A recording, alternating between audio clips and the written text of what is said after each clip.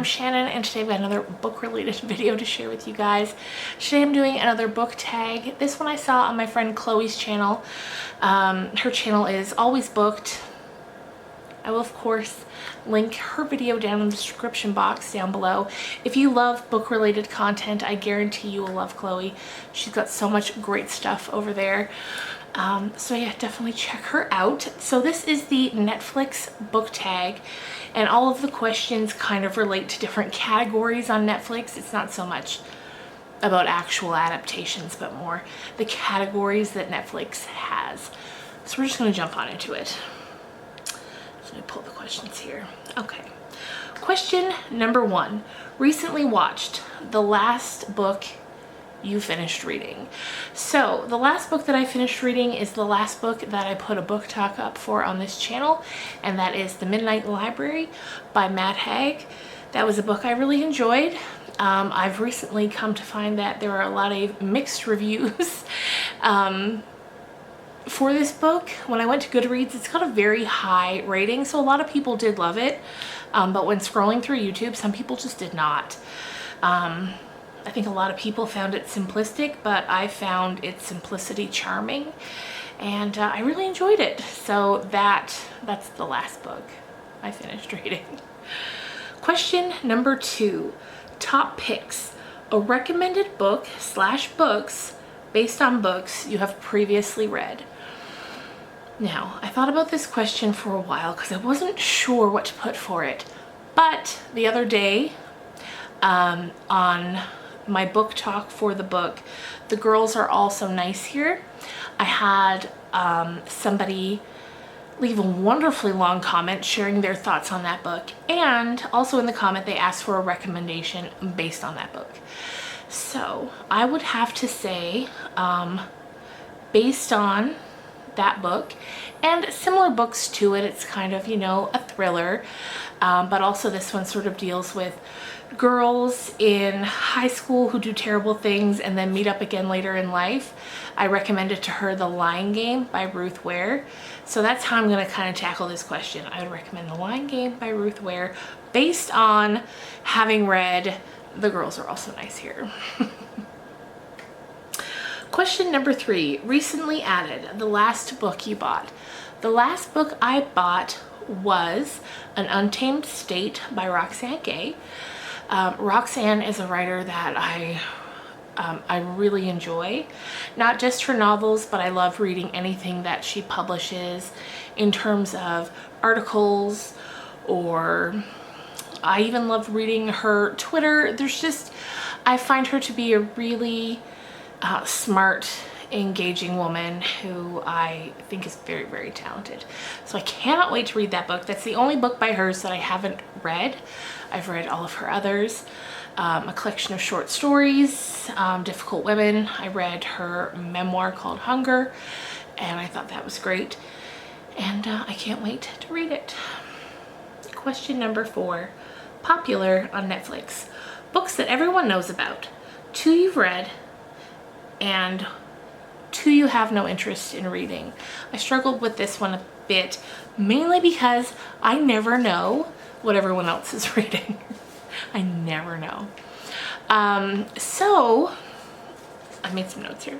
Okay, so 2 that I've definitely heard other people talking about that I have read are The Lost Apothecary by Sarah Penner and The Push by Ashley Audrain. I enjoyed both of those, and yeah, those are ones that I've heard other people talk about. Then it said 2 that I have no interest in reading, and honestly when I first read that question I thought it said 1 that you have no interest in reading, so I only have 1 because I couldn't think of another one off the top of my head, and that one is Where the Crawdads Sing. I have a very strong feeling that I would enjoy that book if I read it, but honestly it was talked about so much that completely put me off of reading it, and there's no real reason why. It's just because it was everywhere I looked. I was like, I don't want to read it anymore, which is weird, but that's where we're at with that. And I honestly can't think of another one in particular, because I don't know. I just don't know what everybody else is reading or what's the sort of popular book at the time. Question number 5, comedies, a funny book. Well, you guys, I'm gonna go back to the same answer that I give anytime I am ever asked about books that make me laugh, and that is literally any Stuart McLean Vinyl Cafe collection. I love all of those books so much. Stuart McLean was a radio personality and story writer here in Canada. I don't know how popular he was in America, but here in Canada he was very, very beloved. He passed away from cancer a few years ago, but before he did, he released many volumes of Vinyl Cafe books, and what those are is, which if you've been around my channel for a while, you already know, I know, but they're collections of short stories about a family of 4. It's Dave and Morley, they're the parents, and then Stephanie and Sam are the children. And he just would write these stories about these 4 people. And why they're called Vinyl Cafe Collections is that's the name of the record store that Dave owns. So the stories, they just revolve around this family and their everyday lives. They're very everyday situations that they get in, and they're so funny. And they'll make you laugh. They'll also make you cry. I was reading one today, and it made me cry a couple times, and then in the next sentence it had me laughing. And I love Stuart McLean so much, and I miss him, and I'm very sad there's not going to be any more Vinyl Cafe stories. But that is definitely a book that always makes me laugh. Question number 6, dramas. A character who is a drama, queen or king. And for that, I'm gonna go with many of the characters in Little Fires Everywhere by Celeste Ng. I love that book. I love Celeste. I cannot wait to see what she puts out next. But yeah, there were definitely some drama queens in that series. At least that's the first thing that came to mind. Question number 7, animated. A book with cartoons or an illustrated cover, and for that I'm just going to bounce back to Stuart McLean because all of his Vinyl Cafe books have illustrated covers, and I love those. And that's really the only one off the top of my head that I can think of that has illustrated covers. I'm sure there's more, but those definitely do. Question number 8, watch it again. A book/book series that you want to reread. For that one, I'm going to go with Ernest Hemingway's complete short story collection. It's all in one book. It's all the completed and not completed short stories. Some are they just end abruptly because they weren't finished before he died. And the main reason I want to reread that is because I'm currently working on some Ernest Hemingway videos. He's a writer that really had a big impact on me, especially when I was a teenager and just starting to really get into literature. We read some of his work in school, and then I really took the love of that outside the classroom and continued reading it. And he really helped me develop my love of beautiful short stories, and I feel like in some ways he's influenced the way that I write. And Trixie's on the move. And I can't wait to share that with you guys in a series of videos. So yeah, I'm going to be rereading that very soon.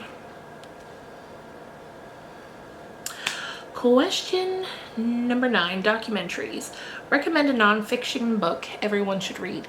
I honestly don't read a lot of nonfiction, mainly just because when I go to a bookstore to pick up books, I'm more drawn to stories, like fiction stories, than nonfiction. But the one answer that I will give for this that is unequivocally my all-time favorite nonfiction is On Writing by Stephen King, a memoir of the craft. I love that book so much. I have so many different copies of it because so many people friends and family members give it to me as gifts because they're like, oh, Shannon would love this, and they are right. And now I have a ton of different copies, and I just love it so much. The first half of the book is kind of him talking about his experiences getting started as a writer, from when he was a child and would, you know, write silly stories and send them off to magazines that he would inevitably get rejected from, straight up to when he started getting his books published, straight on through to when he had his really bad accident. Geez, I would say that was a while ago at this point, maybe even 20 years ago, but he was in a very bad accident. He was hit by a vehicle on the side of the road, and it nearly killed him. And so it goes through all of that. That's the first half. The second half is kind of a toolbox for writers. It's a lot of practical advice. And as a writer myself, I've just always found that to be so handy, the second half, and inspiring, the first half. So let's see. Question number 10, action and adventure, an action-packed book. Perhaps the one I read most recently would be The Burning Girls by C.J. Tudor. I find a lot of her books are really action-packed, and I love them a lot. So definitely that one. Also The Other People by her, another action-packed one. I think she's great with really bringing that to the books. Number 11, new releases. A book that just came out or will be coming out soon that you can't wait to read. For that, I'm going to go with The Spectacular by Zoe Whitall. That comes out, I believe, in August. Zoe is the writer of one of my all-time favorite books, and that book is called The Best Kind of People. I have a dedicated book talk to that video, and I know to that book, and I know I've mentioned it many times, but it's the book that has the ending that packs the biggest punch, in my opinion. That ending hit me like a ton of bricks, and I will never forget it. And anytime anybody asks me for a book recommendation, I recommend that one because it's so good. It's about a man who is accused of, he's a teacher, he's accused of sexual assault or sexual impropriety. And the book is about his wife and his kids dealing with that.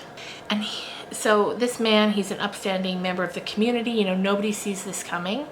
But at the same time, the book's not really about him. It's mainly about his wife and, like I said, his kids, but his wife and the way that she deals with this.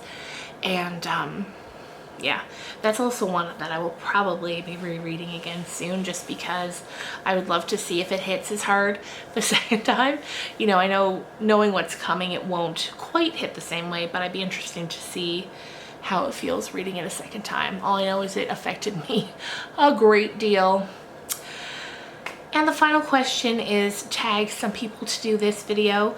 I tag anybody who has book related content on their channel and would like to do this. I would love to hear your answers. So if you do it, do let me know so I can go and check it out. Otherwise, leave your answers in the comments to any of these questions that you want. And thank you guys so much for watching. I'm going to be having some more spooky content coming up soon. I've got some ideas. I've fallen down some rabbit holes lately. Every so often I tell Ed, my husband, about some of the things that I've been doing a lot of research about, and all he can do is laugh because I get so focused on different topics and it's all I can think about and talk about. So he's heard quite a few things about quite a few scary subjects lately, so instead of tormenting him with this info, I'm gonna turn it into videos. And then of course, as fall begins and we move into spooky season, I will definitely be uploading more and more of that content. So again, thank you so much for watching. I hope you're having a good week, and I will see you again real soon. Bye.